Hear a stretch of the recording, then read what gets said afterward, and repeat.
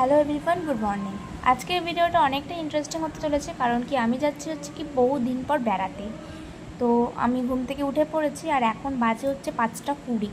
তো যেহেতু আমাদের ট্রেনটা অনেকটা সকাল সকালে ছিল, যার জন্য আমাকে সকাল সকালে উঠতে বাধ্য হয়েছি। তো চলো ব্রাশ করে নিই, রেডি হয়ে নিই, তারপরে তোমাদের সাথে কথা হচ্ছে। আমি রেডি হয়ে বেরিয়ে পড়েছি, মানে আমাদের বাড়ির থেকে বাস স্ট্যান্ডটা একটু দূর বলে আমাদের বাড়ির থেকে অটো করে যাওয়াটাই সুবিধা, যেহেতু অনেক ব্যাগপত্র আছে। তারপর আমি পৌঁছে গেছি স্টেশনে। তো চলো ভেতরে যাওয়া যাক। টিকিট কেটে, ট্রেনটা অনেক লেট ছিল বলে বসে বসে আমি কেক খাচ্ছিলাম। তো এই যে আমি আর আমার ভাই আর মা এবং দিদা সামনে আছে। ট্রেন চলে এসছে। তো দুর্গাপুরকে টাটা করে আমি চলে যাচ্ছি। বহু দিন পর অনেকটাই মজা লাগছে। তো তোমরা ভিডিওটা দেখতে থাকো। এইটা হচ্ছে বর্ধমান স্টেশন। ওখানে পৌঁছে খুব খিদে পেয়েছিল বলে আমি কিনে নিয়েছিলাম লুচি আর তরকারি।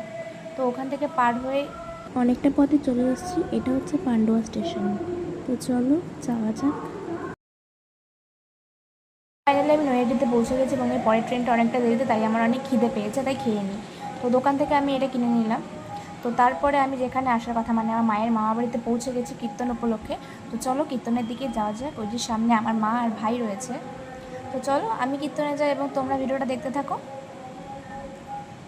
ওখানে পৌঁছে গেছি। এটা হচ্ছে ওই মন্দিরটা, আর ওই দিকে হচ্ছে কীর্তন। তো চলো এবার খেতে যাওয়া যাক। তো পাতা আমাকে দিয়ে দিয়েছে। তো এরপরে ভাত দিয়ে দিল।